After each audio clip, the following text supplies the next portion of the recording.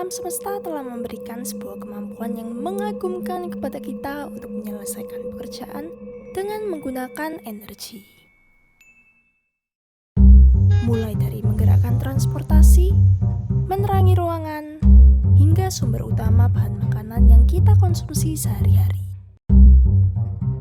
Sebagian besar energi tersebut tersimpan dalam sumber utamanya, yaitu matahari. Dengan menggabungkan berbagai atom dan memancarkan radiasi partikel cahaya atau foton, matahari dapat mengirimkan energinya hingga ke tata surya. Namun, energi yang ditransfer tersebut masih dalam bentuk mentah. Oleh karena itu, manusia mengembangkan berbagai cara untuk mengonversinya ke dalam bentuk lain. Mulai dari memanfaatkan mineral fosil dengan membakarnya, menangkap energi melalui panel surya, menggunakan tenaga nuklir, maupun memanfaatkannya secara langsung. Sayangnya, sebagian cara tersebut bersifat toksik dan merusak ekosistem, sedangkan matahari juga tidak dapat bersinar sepanjang hari. Oleh karena itu, para ilmuwan terus berupaya mengembangkan teknologi yang ramah lingkungan melalui matahari buatan atau dikenal dengan reaktor fusi. Seperti halnya matahari, reaktor fusi dapat bekerja dengan bantuan reaksi fusi atau termonuklir. Ketika dua inti atom bergabung menjadi satu, dengan konsekuensi terlepasnya muatan negatif yaitu elektron. Hal ini menyebabkan terjadinya sebuah kondisi di mana elektron bergerak bebas meninggalkan inti atomnya yang kini bermuatan positif atau dikenal dengan kondisi plasma, salah satu dari 4 wujud dasar materi. Sayangnya, karena kedua inti tersebut memiliki muatan yang sejenis, mereka kemudian menolak satu sama lain. Untuk mengatasi hambatan tersebut, maka partikel harus bergerak cepat. Dan cara termudah untuk mencapainya adalah dengan memanaskan suhu di sekitar hingga mencapai puluhan bahkan ratusan juta derajat Celcius.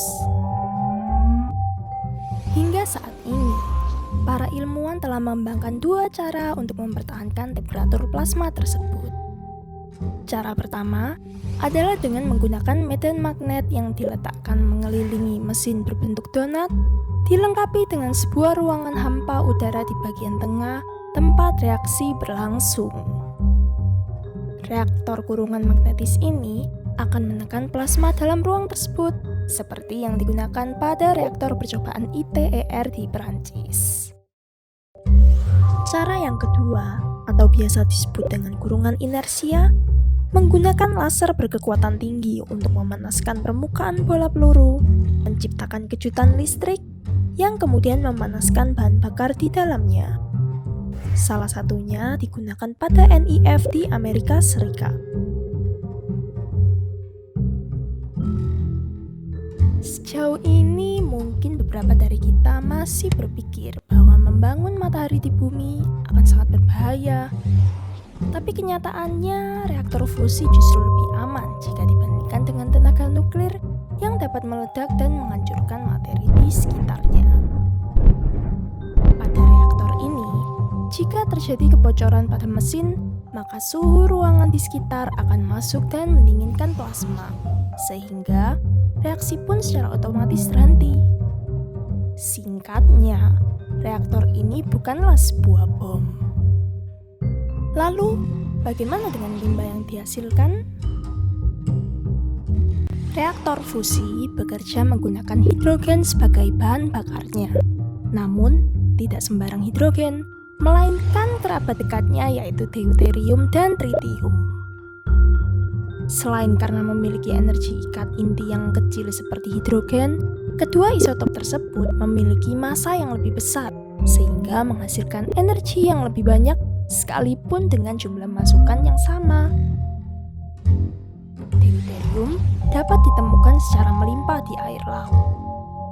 Sayangnya, kita hanya memiliki sedikit tritium alami di bumi, sehingga perlu adanya produksi massal secara buatan yang membuat harganya pun cenderung lebih mahal. Selain itu, tritium juga dapat membahayakan jika tercampur dengan air dan terkonsumsi dalam jumlah berlebih. Namun, jika dibandingkan dengan sumber tenaga pembangkit listrik yang lain, reaktor fusi masih cenderung lebih aman. Sekalipun beresiko radioaktif, efek polusi yang dihasilkan cenderung lebih kecil dan dapat diatasi dalam waktu yang lebih singkat. Oke, sekarang kita telah memiliki gambaran yang lebih jelas mengenai energi tak terbatas dengan minim resiko. Namun, hingga saat ini ternyata masih banyak masyarakat yang kurang sependapat dengan ide tersebut. Dikarenakan setengah dekade telah berlalu, pun para ilmuwan masih dalam tahap percobaan. Sedangkan biaya yang telah dikeluarkan juga tidak sedikit.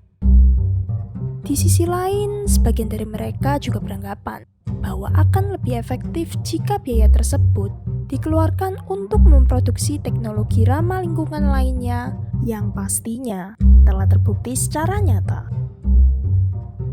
Kalau menurut kalian,